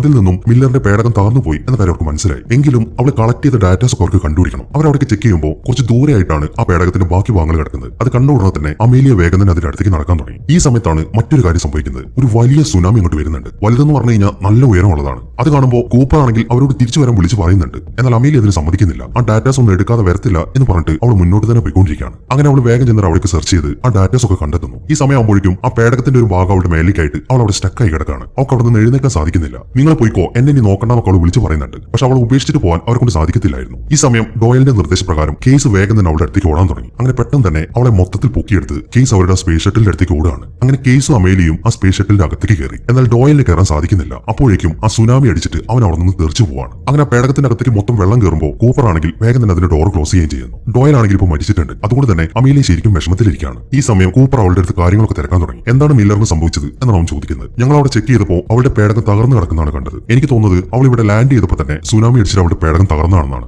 ഈ ഗ്രഹത്തിലെ ടൈം വെച്ച് നോക്കുമ്പോൾ മണിക്കൂറുകൾക്ക് മുമ്പായിരിക്കും അവൾ ഇവിടെ ലാൻഡ് ചെയ്തത്. ഒരുപക്ഷെ മിനിറ്റുകൾക്ക് മുമ്പായിരിക്കും അവൾ മരിച്ചതും എന്നിങ്ങനെയുള്ള കാര്യങ്ങളൊക്കെയാണ് അവൾ പറയുന്നത്. ഈ സമയം കൂപ്പർ ആണെങ്കിൽ മറ്റൊരു കാര്യം ആലോചിച്ചിട്ട് ടെൻഷനിലാണ്. അവർക്ക് ഇപ്പൊ തന്നെ ഒരു മണിക്കൂറിലധികം സമയം നഷ്ടപ്പെട്ടിട്ടുണ്ട്. അത് തിരിച്ചെടുക്കാൻ എന്തെങ്കിലും വഴിയുണ്ടോ? ആ ബ്ലാക്ക് ഹോളിന്റെ അകത്തേക്ക് എങ്ങാനും കയറി കഴിഞ്ഞാൽ ആ സമയമൊക്കെ നമുക്ക് തിരിച്ചു കിട്ടോ? അല്ലെങ്കിൽ പിന്നെ നമ്മൾ ഇങ്ങോട്ട് അയച്ചവരില്ലേ നിങ്ങൾ അവരെന്ന് വിളിക്കുന്നത്? ഒരുപക്ഷെ അവർ ഭാവിയിൽ നിന്നായിരിക്കുമല്ലേ നമുക്ക് മെസ്സേജ് അയച്ചത്. അവർ വിചാരിച്ചു കഴിഞ്ഞാൽ നമുക്ക് പോയ സമയമൊക്കെ തിരിച്ചു കിട്ടോ എന്നാണ് അവൻ ചോദിക്കുന്നത്. അതേക്കുമ്പോൾ ഈ അവരെ കുറിച്ച് നിങ്ങൾക്ക് എന്താണ് അറിയാവുന്നത്? അവർ 5 ഡയമെൻഷനിൽ ജീവിക്കുന്ന ആൾക്കാരാണ്. അവരെ സംബന്ധിച്ചിട്ട് ഭൂതകാലത്തേക്കും ഭാവി കാലത്തേക്കും ഒക്കെ സഞ്ചരിക്കാൻ സാധിച്ചേക്കും. പക്ഷെ നമ്മൾ ജീവിക്കുന്നത് 4 ഡയമെൻഷനിലാണ്. നമ്മളെ കൊണ്ട് ഒരിക്കലും അതിന് സാധിക്കത്തില്ല. അതുകൊണ്ട് പോയ സമയം ഒരിക്കലും തിരിച്ചു കിട്ടാൻ പോകുന്നില്ല എന്നൊക്കെയാണ് അവൾ പറയുന്നത്. ഈ സമയമാകുമ്പോഴേക്കും മറ്റൊരു സുനാമിയും കൂടെ അങ്ങോട്ട് വരുന്നുണ്ട്. അത് കണ്ടുകൊടുന്ന് തന്നെ കൂപ്പർ ആണെങ്കിൽ വേഗം തന്നെ സ്പേസ് ഷട്ടിൽ എടുത്തിട്ട് തിരിച്ചു പോവാണ്. ഈ സമയവും ആ ഡോയലിന്റെ ശരീരം അവിടെ തന്നെ കിടക്കുന്നുണ്ട്. അങ്ങനെ കൂപ്പറും അമേലിയും ആ എൻഡ്യൂറൻസ് എന്ന പേടകത്തിലേക്ക് തിരിച്ചെത്തി. അവരതിനകത്തേക്ക് കയറുമ്പോൾ റോമിലെ കണ്ട് അവർ ശരിക്കും അത്ഭുതപ്പെട്ട് നിൽക്കുകയാണ്. കാരണം അവന് ശരിക്കും പ്രായമായിട്ടുണ്ട്. അത് മറ്റൊന്നും കൊണ്ടല്ല, കൂപ്പറും അമേലിയും മില്ലേഴ്സ് പ്ലാനറ്റിൽ കുറച്ച് മണിക്കൂറുകൾ ചെലവിട്ടല്ലോ. എന്നാൽ അവനെ സംബന്ധിച്ചിട്ട് അത് 23 വർഷമായിരുന്നു. അതുകൊണ്ടാണ് അവനിപ്പോൾ പ്രായമായിരിക്കുന്നത്. ഈ സമയം അമേലിയ അവന്റെ അടുത്തൊരു കാര്യം ചോദിക്കുന്നുണ്ട്. എന്തുകൊണ്ടാണ് നീ നിന്റെ ഉറക്കത്തിലേക്ക് പോകാതിരുന്നത് എന്നാണ് അവൾ ചോദിക്കുന്നത്. അത് കേൾക്കുമ്പോൾ ഞാൻ കുറെ ദിവസങ്ങൾ നിങ്ങളെ വെയിറ്റ് ചെയ്തു. പിന്നീട് എനിക്ക് തോന്നി നിങ്ങൾ തിരിച്ചു വരില്ല എന്ന്. അപ്പൊ പിന്നെ ഞാൻ ഇവിടെ ഒറ്റയ്ക്ക് ജീവിക്കണമല്ലോ. ആ ഏകാന്തത എന്ന് പറയുന്നത് എന്നെ സംബന്ധിച്ച് വളരെ ബുദ്ധിമുട്ടാണ്. അതുകൊണ്ട് തന്നെ ഞാൻ ആ ബ്ലാക്ക് ഹോളിനെ കുറിച്ച് കൂടുതൽ പഠിക്കാൻ തുടങ്ങി. ഞാൻ ഒരുവിധപ്പെട്ട കാര്യങ്ങളൊക്കെ അതിൽ നിന്ന് കളക്ട് ചെയ്തിട്ടുണ്ട്. അതൊക്കെ പ്രൊഫസർക്ക് അയച്ചു കൊടുക്കുകയും ചെയ്തു. പക്ഷെ ഇവിടെ നിന്നൊന്നും അങ്ങോട്ട് സെൻഡ് ആവുന്നില്ല. എന്നാൽ അവരയക്കുന്ന മെസ്സേജ് ഒക്കെ നമുക്ക് കിട്ടുകയും ചെയ്യുന്നുണ്ട് എന്നൊരു വിശദീകരണമാണ് റോമിലി ഇപ്പോൾ കൊടുക്കുന്നത്. ഇതേസമയം കൂപ്പർ ആണെങ്കിൽ നേരെ പോകുന്നത് 23 വർഷങ്ങളായിട്ട് അവന് വന്നുകൊണ്ടിരുന്ന മെസ്സേജ് ഒക്കെ കാണാനാണ്. ആദ്യം അവൻ നോക്കുന്നത് അവന്റെ മകൻ അയച്ച മെസ്സേജ് ആണ്. അവനിപ്പോൾ വളർന്നു വലുതായി കല്യാണമൊക്കെ കഴിച്ച് ഒരു കുട്ടിയൊക്കെ ആയിട്ടുണ്ട്. കൂപ്പറിന്റെ അച്ഛനാണെങ്കിൽ ഇപ്പോൾ മരിക്കുകയും ചെയ്തിട്ടുണ്ട്. ഇങ്ങനെയുള്ള കാര്യങ്ങളാണ് അവന്റെ മെസ്സേജിൽ പറയുന്നത്. അതിനുശേഷം മർഫിന്റെ ഒരു മെസ്സേജും കൂടെ അവൻ കാണുന്നുണ്ട്. അവൻ അവളെ വിട്ട് പോകുമ്പോൾ 10 വയസ്സായിരുന്നു അവൾക്ക്. അതിനുശേഷം അവൻ അവളെ കണ്ടിട്ടേയില്ല. ഇപ്പോൾ അവൾ ശരിക്കും വളർന്നു വലുതായിട്ടാണ് അവൻ അവളെ കാണുന്നത്. അതുകൊണ്ട് തന്നെ അവൻ ശരിക്കും വീങ്ങി പൊട്ടിക്കൊണ്ടിരിക്കുകയാണ്. ഇതേസമയം തന്നെ മർഫ് ആണെങ്കിൽ നാസയിലാണുള്ളത്. അവൾ ഇപ്പോൾ അവിടെയാണ് ജോലി ചെയ്യുന്നത്. ഇതുവരെയായിട്ടും പ്രൊഫസർ ആണെങ്കിൽ ആ ഇക്വേഷൻ കംപ്ലീറ്റ് ചെയ്തിട്ടില്ല. മർഫും പ്രൊഫസറും കൂടെയാണ് ഇപ്പോൾ അതെല്ലാം ചെയ്തുകൊണ്ടിരിക്കുന്നത്. ഇതേസമയം തന്നെ കൂപ്പറും കൂട്ടരും ഒരു ചർച്ചയിലാണ്. ഇനിയിപ്പോൾ അവരുടെ മുന്നിലുള്ളത് 2 ഗ്രഹങ്ങളാണ്. ഒന്ന് മാനിന്റെ ഗ്രഹവും ഒന്ന് എഡ്മണ്ടിന്റെ ഗ്രഹവും. പക്ഷെ പ്രശ്നം എന്താണെന്ന് വെച്ച് കഴിഞ്ഞാൽ അവർ കുറേയേറെ ഇങ്ങനെ ചുറ്റിക്കറങ്ങിയതുകൊണ്ട് അവരുടെ ഫ്യൂവൽ ഒക്കെ നല്ല രീതിയിൽ കുറഞ്ഞിട്ടുണ്ട്. ഈ 2 ഗ്രഹങ്ങളിലേക്കും പോകാനുള്ള ഫ്യൂവൽ ഇപ്പോൾ അവരുടെ പേടകത്തിനില്ല. അതുകൊണ്ട് തന്നെ ഏതെങ്കിലും ഒരു ഗ്രഹം തിരഞ്ഞെടുക്കണം. അവർ ചെക്ക് ചെയ്ത് നോക്കുമ്പോൾ മാനിന്റെ ഗ്രഹത്തിൽ നിന്നും ഇപ്പോഴും മെസ്സേജ് വരുന്നുണ്ട്. അതായത് അയാൾ ഇപ്പോഴും ആ ഗ്രഹത്തിൽ ജീവനോടെ തന്നെയുണ്ട്. എന്നാൽ എഡ്മണ്ടിന്റെ ഗ്രഹത്തിൽ നിന്നും ഒരു മെസ്സേജും വരുന്നില്ല. അയാൾ ജീവനോടെ ഉണ്ടോ എന്ന കാര്യം പോലും അവർക്ക് അറിയത്തില്ല. അതുകൊണ്ട് തന്നെ മാനിന്റെ ഗ്രഹത്തിലേക്ക് പോവാം എന്നാണ് കൂപ്പർ പറയുന്നത്. എന്നാൽ അമേലിയ അതിന് സമ്മതിക്കുന്നില്ല. അതിന് മെയിൻ കാരണം എന്താണെന്ന് വെച്ച് കഴിഞ്ഞാൽ ഈ മില്ലേഴ്സ് പ്ലാനറ്റിനെ പോലെ തന്നെ മാനിന്റെ ഗ്രഹവും ആ ബ്ലാക്ക് ഹോളിന്റെ തൊട്ടടുത്ത് തന്നെയാണുള്ളത്. അതിനകത്തും ജീവൻ നിലനിൽക്കാനുള്ള സാധ്യതയൊന്നുമില്ല. പിന്നെ ബ്ലാക്ക് ഹോളിന്റെ അടുത്തായതുകൊണ്ട് തന്നെ എപ്പോൾ വേണമെങ്കിലും ആ ഗ്രഹം നശിച്ചു പോകാൻ സാധ്യതയുണ്ട്. എന്നാൽ എഡ്മണ്ടിന്റെ പ്ലാനറ്റ് അങ്ങനെയല്ല, അത് കുറെ ദൂരത്താണ്. അതുകൊണ്ട് എഡ്മണ്ടിന്റെ പ്ലാനറ്റിലേക്ക് പോവാം എന്നാണ് അമേലിയ പറയുന്നത്. എന്നാൽ അമേലിയക്ക് എഡ്മണ്ടുമായിട്ട് പ്രണയമാണ് എന്ന കാര്യം കൂപ്പറിന് അറിയാം. ആ ഒരു കാരണം കൊണ്ടാണ് അവൾ അങ്ങോട്ട് പോകാൻ നിർബന്ധിക്കുന്നത് എന്ന കാര്യം അവന് മനസ്സിലായി. പക്ഷെ അവൻ ജീവനോടെ ഉണ്ടോ എന്ന ഒരു പ്രതീക്ഷയുമില്ല. അതുകൊണ്ട് തന്നെ മാനിന്റെ ഗ്രഹത്തിലേക്ക് പോവാം എന്നാണ് കൂപ്പർ പറയുന്നത്. അത് സമ്മതിക്കാന്നല്ലാതെ അമേലിയക്ക് മറ്റൊരു നിവൃത്തിയുമില്ല. ഇതേ സമയം തന്നെ പ്രൊഫസർ ബ്രാൻഡിന് ഇപ്പൊ അസുഖം കൂടിയിട്ടുണ്ട്. അയാൾ ഇപ്പോൾ ഹോസ്പിറ്റലാണ്. അതിനെ തുടർന്ന് മർഫു അയാളെ കാണാൻ വന്നിട്ടുണ്ട്. ഈ ഒരു അവസരത്തിൽ അയാൾ ഒരു സത്യം വെളിപ്പെടുത്താണ്. അതായത് അയാൾക്ക് ഒരിക്കലും ആ ഗ്രാവിറ്റിയുടെ ഇക്വേഷൻ സോൾവ് ചെയ്യാൻ സാധിക്കത്തില്ല. അതായത് പ്ലാൻ എ വർക്കൗട്ട് ആവാൻ പോകുന്നില്ല. അതുകൊണ്ട് തന്നെ ഇപ്പോൾ ഭൂമിയിലുള്ള ആരെയും നമുക്ക് രക്ഷിക്കാൻ സാധിക്കത്തില്ല എന്നൊക്കെയാണ് അയാൾ പറയുന്നത്. അത്രയും പറഞ്ഞു തീരുമ്പോഴേക്കും അയാൾ മരിച്ചു പോവുകയും ചെയ്യുന്നു. അതൊക്കെ കണ്ട് മർഫു ആണെങ്കിൽ ആകെ ഞെട്ടിയിരിക്കുകയാണ്. അവൾ ഇത്രയും കാലം വിശ്വസിച്ചിരുന്നത് ആ ഇക്വേഷൻ സോൾവ് ചെയ്യാൻ സാധിക്കുന്നായിരുന്നു. അങ്ങനെ അവൾ വേഗം ചെന്നിട്ട് എൻഡ്യൂറൻസിലേക്ക് ഒരു മെസ്സേജ് അയക്കുകയാണ്. അത് പ്ലാൻ എ ഒരിക്കലും വർക്കൗട്ട് ആവത്തില്ല എന്ന കാര്യത്തെക്കുറിച്ച് പറയാനായിരുന്നു. പക്ഷെ അത് കേൾക്കാൻ ആരും അവിടെ ഉണ്ടായിരുന്നില്ല. അപ്പോഴേക്കും കൂപ്പറും കൂട്ടരും മാനിന്റെ ഗ്രഹത്തിലേക്ക് പുറപ്പെട്ടു കഴിഞ്ഞിരുന്നു. അങ്ങനെ അവർ മാനിന്റെ ആ ഗ്രഹത്തിലേക്ക് പ്രവേശിച്ചു. അത് മൊത്തം ഐസ് പിടിച്ചു കിടക്കുന്ന ഒരു ഗ്രഹമാണ്. അവർ വേഗം തന്നെ അവിടേക്ക് ഇറങ്ങി അവിടെ മൊത്തം പരിശോധിക്കാൻ തുടങ്ങി. കുറച്ച് സമയത്ത് സെർച്ചിങ്ങിനുള്ളിൽ തന്നെ മാൻ അവിടെ ഉണ്ടാക്കി വെച്ച ഒരു ഷെൽട്ടർ അവർ കാണുന്നുണ്ട്. അവർ വേഗം തന്നെ അതിനകത്തേക്ക് പ്രവേശിക്കുകയാണ്. അവർ നോക്കുമ്പോൾ മാൻ ആണെങ്കിൽ അയാളുടെ ഹൈബർനേഷൻ സ്ലീപ്പിലാണ്. കൂപ്പർ വേഗം തന്നെ ചെന്നിട്ട് അയാളെ ആ പോഡിൽ നിന്ന് പുറത്തേക്ക് ഇറക്കാൻ തുടങ്ങി. കുറേ വർഷങ്ങളായി അയാൾ മനുഷ്യരൊന്ന് നേരിട്ട് കണ്ടിട്ട്. അതുകൊണ്ട് തന്നെ കൂപ്പറിനെയും കൂട്ടരെയും കാണുമ്പോൾ മാൻ ആണെങ്കിൽ കൂപ്പറിനെ കെട്ടിപ്പിടിച്ച് കരയാണ്. അങ്ങനെ കുറെ സമയത്തെ കരച്ചിലൊക്കെ കഴിഞ്ഞിട്ട് മാൻ ഇപ്പോൾ അവർക്ക് അയാളുടെ ഗ്രഹത്തെ കുറിച്ചുള്ള കാര്യങ്ങൾ പറഞ്ഞു കൊടുക്കുകയാണ്. ഇത് മൊത്തം ഐസ് പിടിച്ചൊരു ലോകമാണ്. ഇവിടെ പകൽ സമയം എന്ന് പറയുന്നത് 67 മണിക്കൂറാണ്. ആ സമയത്ത് നല്ല തണുപ്പായിരിക്കും. രാത്രിയും 67 മണിക്കൂറാണ്. എന്നാൽ അപ്പോഴത്തെ തണുപ്പ് ഒരുപാട് കൂടുതലാണ്. പിന്നെ ഗ്രാവിറ്റി എന്ന് പറയുന്നത് ഭൂമിയുടെ ഒരു 80% ഇവിടെ ഉണ്ട്. പിന്നെ ഇവിടെ ക്ലോറിൻ വിഘടിച്ചിട്ട് അമോണിയയും ഓക്സിജനും ആവുന്നുണ്ട്. അതുകൊണ്ട് തന്നെ ജീവജാലങ്ങൾക്ക് ഇവിടെ ജീവിക്കാൻ സാധിക്കും എന്നിങ്ങനെയുള്ള കാര്യങ്ങളൊക്കെയാണ് അയാൾ പറയുന്നത്. അതെല്ലാം കേൾക്കുമ്പോൾ എല്ലാവർക്കും ശരിക്കും സന്തോഷമായി. മാനിന്റെ കൂടെയും ഒരു റോബോട്ട് ഉണ്ട്. അത് അവിടെ കേടായി കിടക്കാണ്. അത് കാണുമ്പോൾ ഇവൻ എന്താണ് പറ്റിയത് എന്നാണ് ടാർസ് ചോദിക്കുന്നത്. അത് മറ്റൊന്നും കൊണ്ടല്ല, ഇവിടെ ഓക്സിജൻ കുറവായതുകൊണ്ട് ഇവനെ വെച്ചിട്ടാണ് ഞാൻ ഇവിടുത്തെ പരീക്ഷണം മൊത്തം നടത്തിയത്. അതുകൊണ്ട് തന്നെ കുറെ കഴിഞ്ഞപ്പോൾ ഇവൻ കേടുവരാൻ തുടങ്ങി. അവസാനം എനിക്ക് ഇവനെ നശിപ്പിക്കേണ്ടി വന്നതാണ് എന്നാണ് മാൻ പറയുന്നത്. അങ്ങനെ അവർ ആ കാര്യങ്ങളൊക്കെ സംസാരിച്ചുകൊണ്ട് നിൽക്കുമ്പോഴാണ് ടാർസിന് ഒരു മെസ്സേജ് വരുന്നത്. അത് നേരത്തെ മർഫ് അയച്ച ആ വീഡിയോ മെസ്സേജ് ആയിരുന്നു. അതിൽ അവൾ പറയുന്നത് അമേലിയയുടെ അച്ഛൻ വെച്ച കാര്യമാണ്. മാത്രമല്ല ആ ഇക്വേഷൻ സോൾവ് ചെയ്യാൻ സാധിക്കത്തില്ല. അതുകൊണ്ട് തന്നെ പ്ലാൻ എ വർക്കൗട്ട് ആവാനും പോകുന്നില്ല എന്നിങ്ങനെയുള്ള കാര്യങ്ങൾ കൂടെ അവൾ പറയുന്നുണ്ട്. അതെല്ലാം കേട്ട് കൂപ്പറും അമേലിയും ആകെ ഞെട്ടി നിൽക്കാണ്. എന്റെ അച്ഛൻ 40ഓളം വർഷമായിട്ട് ആ ഇക്വേഷൻ സോൾവ് ചെയ്യാൻ ശ്രമിക്കായിരുന്നു. ഇത് വർക്കൗട്ട് ആവത്തില്ല എന്ന് അറിയുമെങ്കിൽ പിന്നെ എന്തിനാണ് അദ്ദേഹത്തിന് ട്രൈ ചെയ്തത് എന്നാണ് അവൾ ചോദിക്കുന്നത്. അതിന് ഉത്തരം പറയുന്നത് മാൻ ആണ്. ആ ഇക്വേഷൻ സോൾവ് ചെയ്യാൻ പറ്റത്തില്ല എന്ന കാര്യം ഞങ്ങൾ അവിടെ നിന്ന് പുറപ്പെടുന്നതിന് മുമ്പ് തന്നെ നിന്റെ അച്ഛൻ അറിയാമായിരുന്നു. കാരണം ആ ഇക്വേഷൻ സോൾവ് ചെയ്യണമെന്നുണ്ടെങ്കിൽ അതിന് മറ്റൊരു കാര്യം കൂടെ കിട്ടണം. അത് ബ്ലാക്ക് ഹോളിന്റെ അകത്തുള്ള ഡാറ്റയാണ്. അതിനകത്തേക്ക് ആരെങ്കിലും ചെന്ന് കഴിഞ്ഞാലേ സിംഗുലാരിറ്റിയിൽ നിന്നുള്ള ആ ഡാറ്റ നമുക്ക് കിട്ടത്തുള്ളൂ. അതെന്തായാലും ഒരിക്കലും നടക്കാൻ പോകുന്നില്ല. അതുകൊണ്ടാണ് ആ ഇക്വേഷൻ സോൾവ് ചെയ്യാൻ സാധിക്കാത്തത് എന്നാണ് മാൻ പറയുന്നത്. അതെല്ലാം കേൾക്കുമ്പോൾ അമേലിയക്കും കൂപ്പറിനും ശരിക്കും ദേഷ്യമാണ് വരുന്നത്. പിന്നെ എന്തിനാണ് അദ്ദേഹം ഞങ്ങൾ ഈ വേഷം കെട്ടിച്ചത്? ഈ സ്പേസിലേക്ക് കൊണ്ടുവരാനുള്ള ആ സ്പേസ് സ്റ്റേഷനൊക്കെ അവിടെ പണിയുന്നുണ്ടായിരുന്നല്ലോ, അതൊക്കെ എന്തിനാണ് ചെയ്തത് എന്നൊക്കെയാണ് അമേലിയ ചോദിക്കുന്നത്. അത് കേൾക്കുമ്പോൾ നമ്മുടെ സ്വന്തക്കാർക്കോ അല്ലെങ്കിൽ നമ്മുടെ മക്കൾക്കോ എന്തെങ്കിലും അപകടം പറ്റുന്ന അറിയുമ്പോഴേ അവർക്ക് വേണ്ടപ്പെട്ട ഒരാൾ ഇതുപോലൊരു മിഷൻ ഇറങ്ങി പുറപ്പെടുത്തുള്ളൂ. ആ കാര്യം അദ്ദേഹത്തിന് നന്നായിട്ട് അറിയാം. അതുകൊണ്ട് തന്നെ നിങ്ങളെ ബോധിപ്പിക്കാനാണ് അദ്ദേഹം അങ്ങനെയുള്ള കാര്യങ്ങളൊക്കെ ചെയ്തത്. ഇനിയിപ്പോൾ ആകെ നമുക്ക് ചെയ്യാൻ പറ്റുന്നത് ആ പ്ലാൻ ബി ആണ് എന്നാണ് മാൻ പറയുന്നത്. ഇതേ സമയം മർഫും അവരുടെ ഒരു കൊളീഗും കൂടെ അവരുടെ കാറിൽ പോയിക്കൊണ്ടിരിക്കുകയാണ്. ആ ഗ്രാവിറ്റി ഇക്വേഷന്റെ കാര്യം ഇവർ രണ്ടുപേരും കൂടെ ഇപ്പോൾ നോക്കിക്കൊണ്ടിരിക്കുന്നത്. ഈ ഒരു അവസരത്തിൽ മർഫ് ഒരു കാര്യം പറയുന്നുണ്ട്. അത് കുട്ടിക്കാലം മുതൽക്കേ അവൾ കാണുന്ന ഗോസ്റ്റിനെ കുറിച്ചിട്ടാണ്. എന്റെ വീട്ടിൽ എന്റെ റൂമിനകത്ത് ഒരു വലിയ ഷെൽഫ് ഇരിക്കുന്നുണ്ട്. അതിൽ നിന്ന് പുസ്തകങ്ങൾ ഇടയ്ക്കിടയ്ക്ക് താഴേക്ക് വീഴാറുണ്ടായിരുന്നു. അതിങ്ങനെ ഇടയ്ക്കിടയ്ക്ക് കണ്ടപ്പോൾ എന്റെ റൂമിനകത്ത് ഒരു ഗോസ്റ്റ് ഉണ്ട് എന്നാണ് ഞാൻ വിചാരിച്ചത്. ഞാൻ എന്റെ അച്ഛനോട് അത് പറയുകയും ചെയ്തു. പക്ഷെ അദ്ദേഹം വിചാരിച്ചത് ഞാൻ അതിനെ പേടിക്കുന്നുണ്ടെന്നായിരുന്നു. എന്നാൽ യഥാർത്ഥത്തിൽ എനിക്ക് അതിനോട് പേടിയുണ്ടായിരുന്നില്ല. ഒരാളായിട്ട് തന്നെയാണ് എനിക്ക് അതിന് ഫീൽ ചെയ്തത്.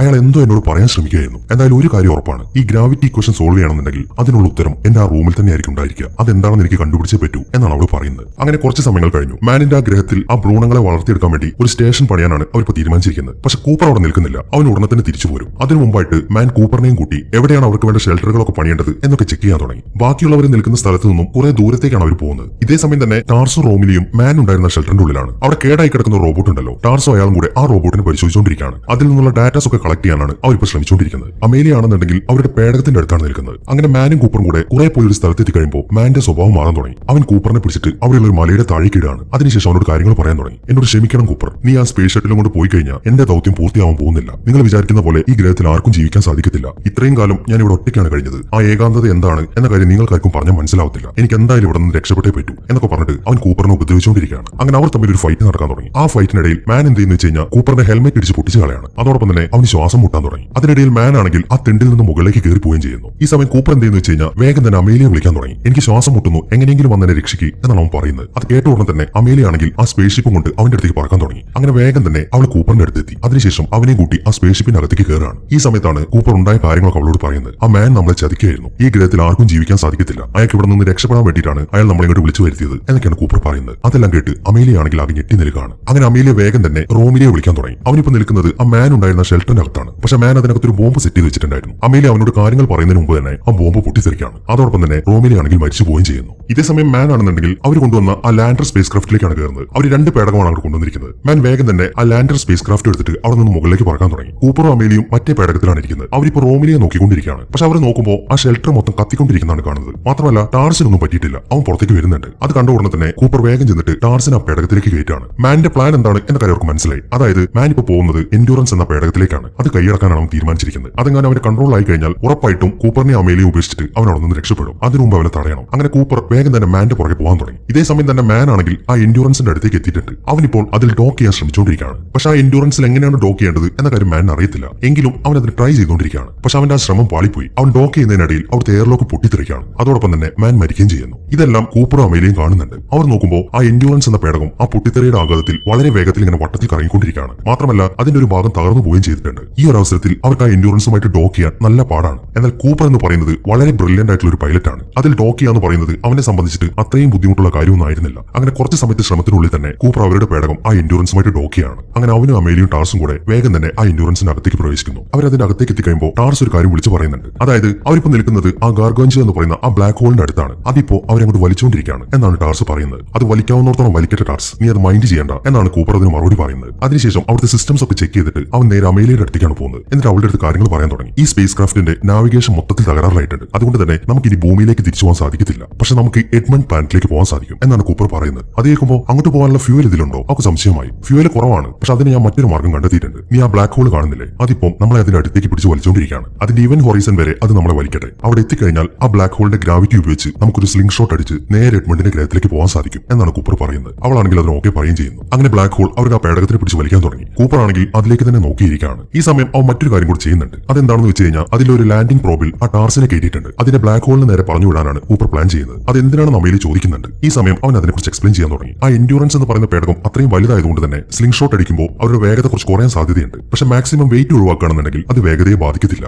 അതുകൊണ്ടാണ് ആ ലാൻഡർ സ്പേസ് ക്രാഫ്റ്റിനെ അവൻ അതിൽ നിന്ന് ഇജക്ട് ചെയ്യുന്നത്. ടാർസിന് എന്തിനാണ് അതിൽ കയറ്റിയെന്ന് വെച്ച് കഴിഞ്ഞാൽ ആ ലാൻഡർ സ്പേസ് ക്രാഫ്റ്റിനെ ഇജക്ട് ചെയ്ത് കഴിയുമ്പോൾ അത് നേരെ ബ്ലാക്ക് ഹോളിലേക്കായിരിക്കും ചെന്ന് വീഴുക. അങ്ങനെ വരുമ്പോൾ ടാർസിന് അതിനകത്തെ ആ സിംഗുലാരിറ്റിയുടെ ഡാറ്റാസ് ഒക്കെ കളക്ട് ചെയ്യാൻ സാധിക്കും. അങ്ങനെ നശിക്കുന്നതിന് മുമ്പ് അവനത് ഭൂമിയിലേക്ക് അയച്ചു കൊടുക്കാം. ഭൂമിയിൽ അത് കിട്ടിക്കഴിയുകയാണെന്നുണ്ടെങ്കിൽ ഇപ്പോൾ അവിടെ ജീവിക്കുന്ന മനുഷ്യരെ രക്ഷിക്കാൻ വേണ്ടി ആ ഗ്രാവിറ്റി ഇക്വേഷൻ സോൾവ് ചെയ്യാൻ സാധിക്കും എന്നിങ്ങനെയുള്ള കാര്യങ്ങളാണ് കൂപ്പർ പറയുന്നത്. അങ്ങനെ വളരെ വേഗത്തിൽ അവർ ആ ബ്ലാക്ക് ഹോളിന്റെ അടുത്തേക്ക് പോയിക്കൊണ്ടിരിക്കുകയാണ്. ഇപ്പോൾ അവരുടെ പേടകം കൺട്രോൾ ചെയ്യുന്നത് കേസ് എന്ന് പറയുന്ന റോബോട്ടാണ്. അമേലിയ എൻഡ്യൂറൻസിന്റെ അകത്താണ് ഇരിക്കുന്നത്. എന്നാൽ കൂപ്പർ ഇരിക്കുന്നത് ഒരു ലാൻഡിംഗ് സ്പേസ് ക്രാഫ്റ്റിന്റെ ഉള്ളിലാണ്. അങ്ങനെ അവർ ഈവൻ ഹൊറൈസന്റെ തൊട്ടടുത്തെത്തി. ബ്ലാക്ക് ഹോളിന്റെ മുന്നിൽ കാണുന്ന ഈ വളയം ഉണ്ടല്ലോ, അതിനകത്തേക്കുള്ള ഓപ്പണിംഗ്, അതിനെയാണ് ഈവൻ ഹൊറൈസൺ എന്ന് പറയുന്നത്. ഈ ഒരു സ്ഥലത്ത് സമയം എന്ന് പറയുന്നത് വളരെ സ്ലോ ആയിരിക്കും. അതായത് അവരിപ്പോൾ ഈ സഞ്ചരിക്കുന്ന ഈ ദൂരം ഉണ്ടല്ലോ, അവരെ സംബന്ധിച്ചിട്ട് അത് കുറച്ച് സമയമേ ഉള്ളൂവെങ്കിലും ഭൂമിയിൽ അത് 51 വർഷമാണ്. അങ്ങനെ ഈവൻ ഹൊറൈസന്റെ തൊട്ടടുത്തെത്തുമ്പോൾ ടാർസ് ഇരുന്ന സ്പേസ് ക്രാഫ്റ്റിനെ അവർ ഇജക്ട് ചെയ്യാണ്. അതോടൊപ്പം തന്നെ അത് ആ ബ്ലാക്ക് ഹോളിന്റെ അകത്തേക്ക് പോവുകയും ചെയ്യുന്നു. എന്നാൽ അമേലിയ പ്രതീക്ഷിക്കാത്ത മറ്റൊരു കാര്യം കൂടെ കൂപ്പർ പ്ലാൻ ചെയ്തിട്ടുണ്ട്. അത് അവനിരിക്കുന്ന ആ സ്പേസ് ക്രാഫ്റ്റും ഇജക്ട് ചെയ്യാന്നുള്ളതാണ്. അവൾ അരുതെന്നൊക്കെ പറഞ്ഞു നോക്കുന്നുണ്ട്. പക്ഷെ കൂപ്പർ തീരുമാനിച്ച് ഉറപ്പിച്ച് കഴിഞ്ഞിട്ടുണ്ടായിരുന്നു. അങ്ങനെ അവളോട് ബൈ പറഞ്ഞതിന് ശേഷം അവൻ ആ ബ്ലാക്ക് ഹോളിന്റെ അകത്തേക്ക് പോവാണ്. ആ ഈവൻ ഹൊറൈസൺ കടന്ന് അകത്തേക്ക് പ്രവേശിക്കുമ്പോൾ അതിനുള്ളിൽ ഗ്രാവിറ്റി കൂടാൻ തുടങ്ങി. വളരെ ഫോഴ്സിലാണ് അത് കൂപ്പറിന് അകത്തേക്ക് വലിച്ചെടുക്കുന്നത്. ഈ സമയമാകുമ്പോഴേക്കും ആ സ്പേസ് ക്രാഫ്റ്റിൽ നിന്നും ഒരു മെസ്സേജ് ഒക്കെ വരുന്നുണ്ട്. എത്രയും പെട്ടെന്ന് ഇജക്ട് ചെയ്യാനാണ് അതിൽ വിളിച്ചു പറഞ്ഞുകൊണ്ടിരിക്കുന്നത്. അത് കേട്ട ഉടനെ തന്നെ കൂപ്പർ ആണെങ്കിൽ ആ ഇജക്ട് ബട്ടൺ ഞെക്കാണ്. അതോടൊപ്പം അവൻ ആ സ്പേസ് ക്രാഫ്റ്റിൽ നിന്ന് പുറത്തേക്ക് തെറിച്ചു വീഴുകയും ചെയ്യുന്നു. പിന്നീട് അവൻ കാണുന്ന കാഴ്ചകളൊക്കെ അവന് ശരിക്കും അത്ഭുതപ്പെടുത്തി കളഞ്ഞു. ഒരു ലൈബ്രറി പോലെ ഇരിക്കുന്ന ഒരു സ്ഥലത്തേക്കാണ് അവൻ ചെന്ന് വീഴുന്നത്. അവൻ അതിലൊക്കെ ടച്ച് ചെയ്ത് നോക്കുമ്പോൾ അവിടെ തൊടാനൊക്കെ സാധിക്കുന്നുണ്ട്. എന്താണ് തനിക്ക് സംഭവിച്ചത് എന്ന കാര്യം അവന് മനസ്സിലായിട്ടില്ല. ഈ സമയം അവൻ അതിനിടയിലൂടെ അപ്പുറത്തേക്ക് നോക്കാൻ തുടങ്ങി. അവിടുത്തെ കാഴ്ച അവന് ശരിക്കും ഞെട്ടിച്ചു കളഞ്ഞു. അവനിപ്പോ കാണുന്നത് അവന്റെ വീട് തന്നെയാണ്. അവന്റെ തൊട്ടപ്പുറത്തായിട്ടുള്ളത് മർഫിന്റെ റൂമാണ്. അവളുടെ ആ ഷെൽഫിന്റെ പുറകിലായിട്ടാണ് അവൻ നിൽക്കുന്നത്. അവൻ വേഗം തന്നെ അതിൽ പിടിച്ചിടിക്കാൻ തുടങ്ങി. അതോടൊപ്പം തന്നെ ആ ഷെൽഫിൽ നിന്നും പുസ്തകങ്ങൾ താഴേക്ക് വീഴാണ്. അത് മർഫും ശ്രദ്ധിക്കുന്നുണ്ട്. ഈ ഒരു അവസരത്തിലാണ് അവൾ ആദ്യമായിട്ട് അവളുടെ ഗോസ്റ്റിനെ കാണുന്നത്. കുറച്ച് സമയം അതിലേക്ക് നോക്കി നിന്നിട്ട് അവൾ അവിടെ നിന്ന് തിരിച്ചു പോവാണ്. അതെല്ലാം കാണുമ്പോൾ കൂപ്പറിന് ശരിക്കും സങ്കടമായി. അങ്ങനെ അവൻ നിൽക്കുന്ന ആ സ്ഥലം മൊത്തം സെർച്ച് ചെയ്യാൻ തുടങ്ങി. അതിന്റെ പല ഭാഗങ്ങളിലായിട്ട് അവൻ മർഫിനെ കാണുന്നുണ്ട്. ഇതെല്ലാം മർഫിന്റെ പല ടൈം ലൈൻ ആണ്. അതെല്ലാം കണ്ട് ഉറക്കെ കരഞ്ഞുകൊണ്ട് അതിലെ നടക്കാണ് കൂപ്പർ. ഇതേ സമയം തന്നെ ഇപ്പോഴത്തെ മർഫാണെന്നുണ്ടെങ്കിൽ അവളുടെ ആ റൂമിൽ തന്നെ നിൽക്കുകയാണ്. ആ ഗ്രാവിറ്റിയുമായി ബന്ധപ്പെട്ട് എന്തെങ്കിലും കാണാൻ സാധിക്കുമോ എന്നാണ് അവൾ നോക്കിക്കൊണ്ടിരിക്കുന്നത്. എന്നാൽ ഇതുവരെയായിട്ടും അവൾക്ക് അങ്ങനെ ഒരു കാര്യം കാണാൻ സാധിച്ചിട്ടില്ല. ഈ സമയവും കൂപ്പർ ആണെങ്കിൽ മർഫിന്റെ ഓരോരോ ടൈം ലൈൻ നോക്കിക്കൊണ്ട് നടക്കുകയാണ്. അതിലൊരു ടൈം ലൈനിൽ കൂപ്പർ അവളുടെ അടുത്ത് വന്ന് യാത്ര പറയുന്ന അവൻ കാണുന്നുണ്ട്. ഈ ഒരു സമയത്താണ് അവൻ മറ്റൊരു കാര്യം ഓർക്കുന്നത്. അത് മർഫിന് അറിയാവുന്ന ആ മോഴ്സ് കോഡാണ്. അവൻ ആ കോഡ് പ്രകാരം അവിടുത്തെ പുസ്തകങ്ങളൊക്കെ തള്ളി നീക്കാൻ തുടങ്ങി. ആ പുസ്തകങ്ങളൊക്കെ അവൻ തട്ടി താഴേക്ക് ഇടുന്നത് അവളുടെ മറ്റൊരു ടൈം ലൈനാണ്. ഈ സമയം അവളാണെന്നുണ്ടെങ്കിൽ ആ കോഡൊക്കെ ഡീകോഡ് ചെയ്യാൻ തുടങ്ങിയിട്ടുണ്ട്. അവൻ പറയാൻ ഉദ്ദേശിച്ചത് സ്റ്റേ എന്നാണ്, അതായത് നിൽക്കാൻ. ആ കാര്യം അവൾ ഡീകോഡ് ചെയ്ത് എടുക്കുകയും ചെയ്തതാണ്. അതുകൊണ്ടാണ് കൂപ്പർ കൂപ്പർ പുറപ്പെടാൻ നേരത്ത് അവൾ ആ മെസ്സേജ് അവന് കാണിച്ചു കൊടുത്തത്. എന്നാൽ ആ സമയത്ത് കൂപ്പർ ആ കാര്യം ശ്രദ്ധിച്ചിരുന്നില്ല. അയാൾ അവിടെ നിന്ന് ഇറങ്ങി പോവാണ് ചെയ്തത്. അയാൾ അവിടെ നിന്ന് പോകുന്നത് കൂപ്പറിന് ഇപ്പോഴും കാണാൻ സാധിക്കുന്നുണ്ട്. അതുകൊണ്ട് തന്നെ അവൻ അവിടെ കരഞ്ഞുകൊണ്ട് നിൽക്കുകയാണ്. ഈ സമയത്താണ് ടാർസ് അവനെ വിളിക്കുന്നത്. അത് കാണുമ്പോൾ അവൻ അത്ഭുതമായി. നീ രക്ഷപ്പെട്ടോ, നീ ഇപ്പോൾ എവിടെയാണ് നിൽക്കുന്നത് എന്നാണ് അവൻ ചോദിക്കുന്നത്. അത് കേൾക്കുമ്പോൾ ഞാനിപ്പോൾ ഉള്ളത് അവരുടെ കൂടെയാണ്, അവരുടെ 5ാമത്തെ ഡയമെൻഷനിൽ എന്നാണ് ടാർസ് മറുപടി പറയുന്നത്. ആരാണ് ഈ അവരെന്തിനാണ് നമ്മളെ സഹായിക്കാൻ ശ്രമിക്കുന്നത്? അവൻ വീണ്ടും ചോദിക്കുന്നു. അതെനിക്ക് അറിയത്തില്ല കൂപ്പർ, പക്ഷെ നീ ഇപ്പൊ നിൽക്കുന്ന ഈ 3 ഡയമെൻഷൻ സ്പേസ് ഉണ്ടല്ലോ, ഇത് അവരുടെ 5 ഡയമെൻഷണൽ റിയാലിറ്റിയിൽ അവരുണ്ടാക്കിയ ഒരു സ്ഥലമാണ്. ടെസറാക്ട് എന്നാണ് ഇതിനെ പറയുന്നത്. ഇവിടെ നിൽക്കുമ്പോൾ നിനക്ക് നിന്റെ ഭൂതകാലം കാണാൻ സാധിക്കും. പക്ഷെ അവിടെയുള്ള ആരുടെ അടുത്തേക്ക് നിനക്ക് പോകാൻ സാധിക്കത്തില്ല. പക്ഷെ മറ്റൊരു കാര്യം നിനക്ക് ചെയ്യാൻ സാധിക്കും. നിനക്ക് ഗ്രാവിറ്റിയുടെ ഒരു പ്രത്യേകത അറിയത്തില്ലേ? അതിന് സ്പേസ് ടൈമിലൂടെ സഞ്ചരിക്കാൻ സാധിക്കും. അതായത് ഗ്രാവിറ്റി ഉപയോഗിച്ച് നിനക്ക് എന്ത് കാര്യവും പാസ്റ്റിലേക്ക് കമ്മ്യൂണിക്കേറ്റ് ചെയ്യാൻ പറ്റും എന്നിങ്ങനെയുള്ള കാര്യങ്ങളൊക്കെയാണ് ടാർസ് പറയുന്നത്. അതെല്ലാം കേൾക്കുമ്പോൾ അങ്ങനെയാണെങ്കിൽ നീ ഒരു കാര്യം ചെയ്യും, ഈ ബ്ലാക്ക് ഹോളിനകത്തുള്ള ഡാറ്റാസ് ഒക്കെ നീ കളക്ട് ചെയ്തില്ലേ, അത് മോർഫ് കോഡിലേക്ക് മാറ്റിയിട്ട് എനിക്ക് താ, ഞാനത് മർഫിന് അയച്ചു കൊടുത്തോളാം എന്നാണ് അവൻ പറയുന്നത്. അത് കേൾക്കുമ്പോൾ നീ എന്താണ് കൂപ്പർ ഈ പറയുന്നത്? അവൾ ചെറിയ കുട്ടിയല്ലേ, അവൾക്ക് നീ ഇത് അയച്ചു കൊടുത്തു കഴിഞ്ഞാൽ ഒരുപാട് കാലം എടുത്തിട്ടല്ലേ അവൾ ആ ഇക്വേഷൻ ഒക്കെ സോൾവ് ചെയ്യത്തുള്ളൂ. അതുകൊണ്ട് അത് മണ്ടത്തരമാണ് എന്നാണ് അവൻ പറയുന്നത്. എങ്കിൽ പിന്നെ നീ വേറെ എന്തെങ്കിലും ഒരു ഐഡിയ പറഞ്ഞതാ, ഭൂമി ഉടനെ തന്നെ നശിക്കാൻ പോവാണ്, നമുക്കത് തടഞ്ഞേ പറ്റൂ എന്നൊക്കെയാണ് അവൻ പറയുന്നത്. അത് കേൾക്കുമ്പോൾ നോക്ക് കൂപ്പർ, നിങ്ങളുടെ പാസ്റ്റ് മാറ്റാനല്ല അവർ നിന്നെ ഇങ്ങോട്ട് അയച്ചിരിക്കുന്നത് എന്നൊരു മറുപടിയാണ് ടാർസ് അതിന് പറയുന്നത്. അത് കേൾക്കുമ്പോഴാണ് കൂപ്പറിന് ഒരു കാര്യം മനസ്സിലാവുന്നത്. ഈ അവരെന്ന് പറയുന്നത് മറ്റാരുമല്ല, അത് മനുഷ്യർ തന്നെയാണ്. അതായത് മനുഷ്യരുടെ അഡ്വാൻസ്ഡ് ആയിട്ടുള്ള ഒരു സമൂഹം. അതുകൊണ്ടാണ് പാസ്റ്റ് മാറ്റരുത് എന്നവർ പറയുന്നത്. അങ്ങനെ പാസ്റ്റിൽ എന്തെങ്കിലും മാറ്റം വരുത്താണെങ്കിൽ അവരുടെ ഇപ്പോഴത്തെ അവസ്ഥയെ അത് ബാധിക്കും. ഈ ഒരു കാര്യം അവന് മനസ്സിലായി. അപ്പോൾ ഈ ഒരു ജോലി എന്ന് പറയുന്നത് അവന്റെ ഒരു നിയോഗമാണ്. അതുകൊണ്ട് തന്നെ അവൻ അത് കംപ്ലീറ്റ് ആക്കിയേ പറ്റൂ. അവൻ വേഗം മുന്നോട്ട് പോകാൻ തുടങ്ങി. അവൻ പോകുന്നത് ആ പൊടിക്കാറ്റുണ്ടായ സമയത്തേക്കാണ്.